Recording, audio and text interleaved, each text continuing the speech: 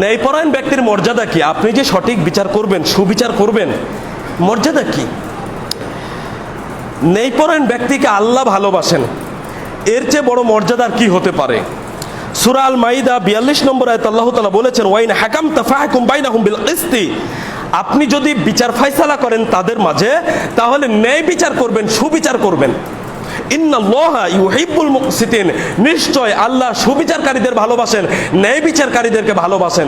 তাহলে আমরা যদি সুবিচার করি, ন্যায় বিচার করি, সঠিকভাবে নিজেদের দায়িত্বের জায়গায় দায়িত্ব সঠিকভাবে পালন করি, তাহলে আল্লাহ সুবহানাহু ওয়া তাআলার ভালোবাসা আমরা পাবো। ন্যায়পরায়ণ ব্যক্তি সব সময় সাদগায়ে জারিয়ার নেকি পায়। সহিহ মুসলিম 2207 নম্বর হাদিস, রাসূল সাল্লাল্লাহু আলাইহি ওয়াসাল্লাম বলছেন, রাস্তাতে একটা কষ্টদায়ক বস্তু পড়ে আছে, সেটা সরিয়ে ফেলা সাদগার নেকি হয়। মানুষকে একটা ভালো কথা বলা, ভালো উপদেশ দেওয়া, এখানে সাদগার নেকি হয়। একজন লোক একটা বোঝা মাথায় তুলতে পারছে না, আপনি যদি সেটা তুলে হেল্প করেন, সাহায্য করেন, তাহলে এখানে সাদগার নেকি আছে। ওই হাদিসে রাসূল সাল্লাল্লাহু আলাইহি ওয়াসাল্লাম বলেছেন, দুইজন মানুষের মধ্যে বিচার ফায়সালা সঠিকভাবে করে দেওয়াতেও সাদগার নেকি আছে। তাহলে আপনি আমি যদি সঠিকভাবে বিচার ফায়সালা করি, তাহলে এখানে আমরা কি পাবো? এখানে আমরা নেকি পাবো। সম্মানিত উপস্থিতি, বিচারের কাঠগড়ায় ন্যায়পরায়ণ ব্যক্তির আল্লাহর নৈকট্য হাসিলের একটা বড় সুযোগ আছে। যে ন্যায়ের ভিত্তিতে বিচার ফায়সালা করে, সুবিচার করে, আল্লাহর নৈকট্য হাসিলের একটা মাধ্যম হবে এটা। সহিহ মুসলিম 4615 নম্বর হাদিস, রাসূল সাল্লাল্লাহু আলাইহি সাল্লাম বলছেন, ন্যায় বিচারকগণ আল্লাহর নিকটে নূরের মেম্বার সমূহে অবস্থান করবে তার ডাইন পার্শ্বে। আল্লাহর ডান পার্শ্বে নূরের মেম্বার সমূহে অবস্থান করবে যারা ন্যায় বিচারক, তারা যারা ন্যায়পরায়ণ ব্যক্তি, তারা তাদের বৈশিষ্ট্য কি?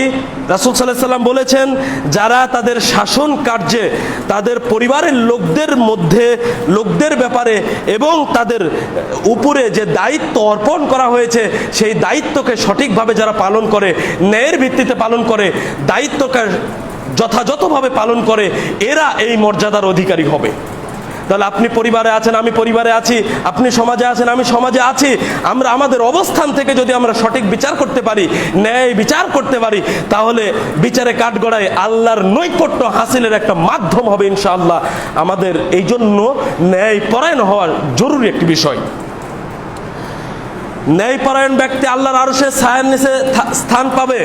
সহিহ বুখারী প্রথম খণ্ডের 660 নম্বর হাদিস, রাসূল সাল্লাল্লাহু আলাইহি ওয়াসাল্লাম বলেছেন, বিচারে কাঠগড়ায় আল্লাহর আরশের ছায়া ছাড়া কোনো ছায়া থাকবে না।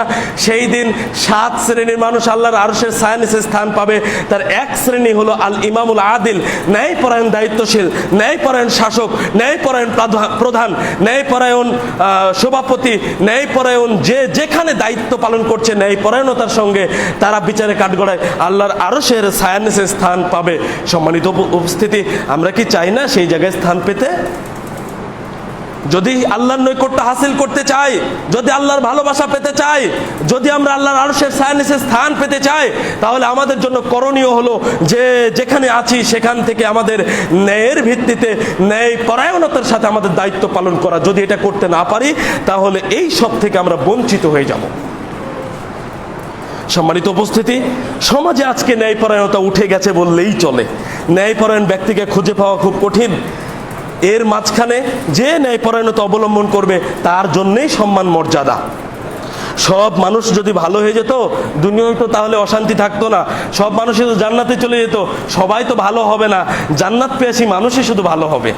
যারা জান্নাত পেতে চায়, যারা আল্লাহর ভালোবাসা পেতে চায়, তারাই শুধুমাত্র ন্যায়পরায়ণ হবে এবং ভালো মানুষ হবে।